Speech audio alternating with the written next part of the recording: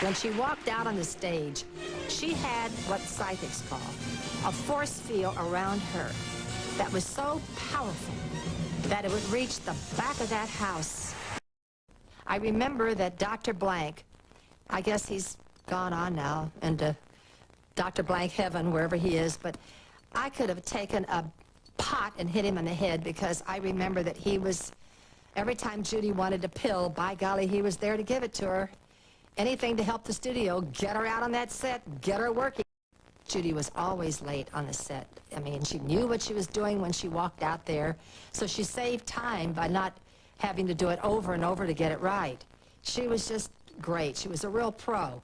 But getting her on the stage, in her body makeup, in her costume, with her hair and all that, it took time, and she was always a bit late. And that went against her with the producers. I guess Mickey was a little bit before me, but I was there, and I knew Judy. I resemble and became Judy. And my mother was a good friend of Judy's mom, Mrs. Gum. And I was actually there. Lorna, you don't even know this story. I was actually there when L.B. Mayer, Ida Koverman was the head of a department there for Mr. Mayer to discover talent. And this was a benefit held in the afternoon. And I was just a little girl, and Mother took me there. And Judy got up and sang at this benefit, and Ida had Mr. Mayer sitting in the front row, and he thought she was great. Also, there was Deanna Durbin there that day, and God. Joe Pasternak was in the audience, and he thought Deanna was great.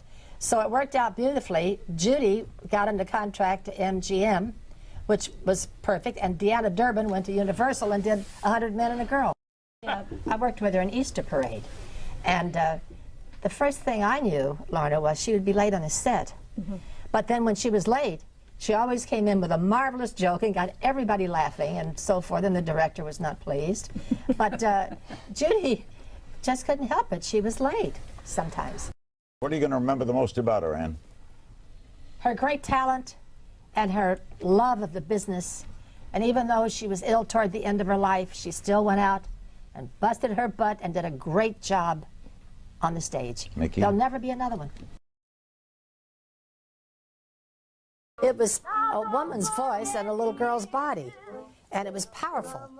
And, you know, you didn't see many girls around that could sing like that.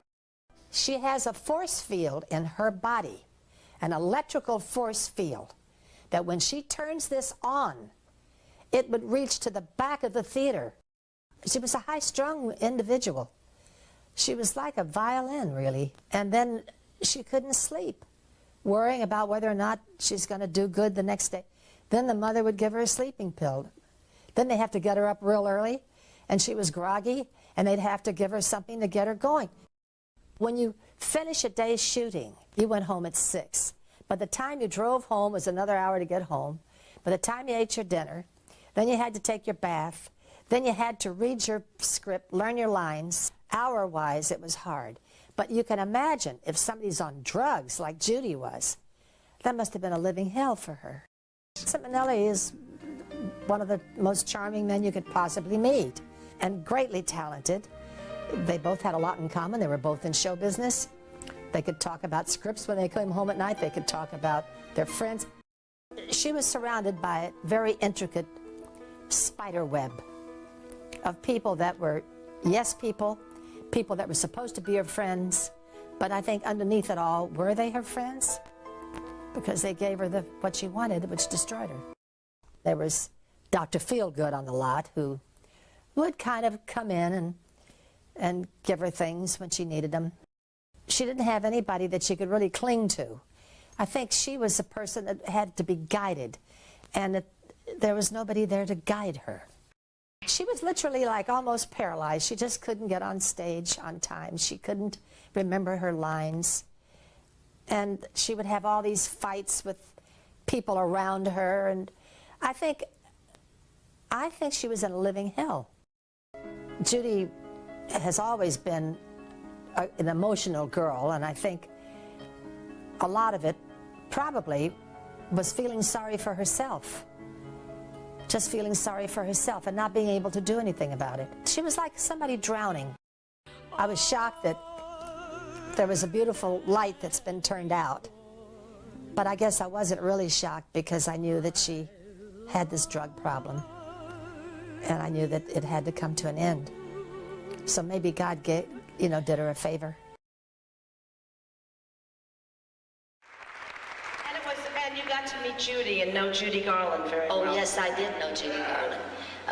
There's never going to be another one like her. She was brilliant. She was a star from head to toe. And what talent she had. And how unhappy she was. And I knew that she was going to have an early death. I knew that. I felt that. Her daughter, Liza, I adore her. She's a huge success right now. She married a friend of mine, David Guest, who is a very strange fellow.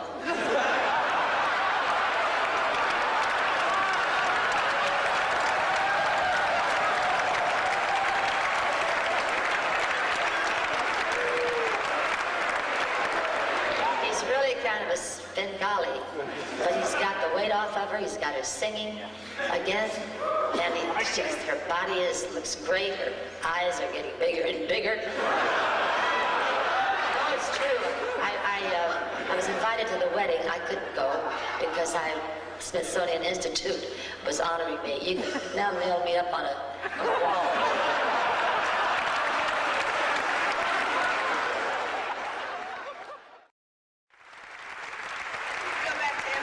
Judy Garland and Louis B. Mayer for a moment. So many people, because I talk about these years, and they say that Louis B. Mayer got Judy on drugs, and it's all their fault, and at the studio system that she... What was your response to that? Well, that's bullpucky. L.B. Mayer never got her on drugs. She had her mother, when she was very young, she would give her a sleeping pill at night, and then in the daytime she was kind of like bleh, and she would give her a pill, something like speed, but it wasn't speed, but something that kept her up to keep her going, and that's what started that whole thing.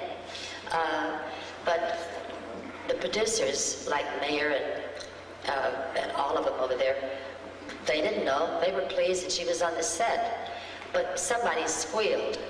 They had a doctor, Dr. Feelgood, we called him. He had anything that helped you get your butt on the stage so that the producers could be on time, But I really think that it all started with her mother, who was a lovely, lovely lady, but she was trying to get her on her feet, and it ended in a disaster. She should never, ever have died at that early age. And Liza was just like a little Minnie Mouse. She followed her mother's tracks and wound up being a drug addict, drinking booze and all. But she has that same marvelous, marvelous talent, that energy, the energy. They both had it. And to see Liza today, I was invited to go back to the Beacon Theater thing and do Shaking the Blues Away with her by David Guest. And we're going to save it for a later time. But I really would be thrilled and honored to have done it with Liza, because she's one of my favorite people. Yeah. Would you go to other sets at MGM and watch people and say, oh, that's genius? Well, I went, before I did Easter Parade, or maybe it was afterward, Take Me Out to the Ball Game. I went down and watched Judy sing that marvelous song. What the heck was the name of it? The one where she wore the straw hat and carried the cane. Get Happy? The Get Happy number? It was called Get Happy. Right. And Summer Stock. It was tacked on to and Summer little Stock. Liza was running around. She was about 5 years old. And they were having trouble making her be quiet. I said, come over here, honey. Sit in my lap, So I held her in my lap while her mama did this number, And she was so great in Get Happy. I think that's my favorite number that Judy did. And a lot of people, try to tell me that didn't happen. It most certainly did happen. I held that baby in my arms. Maybe that's why I feel so close to her today, because I developed a kind of a love for Liza and that baby.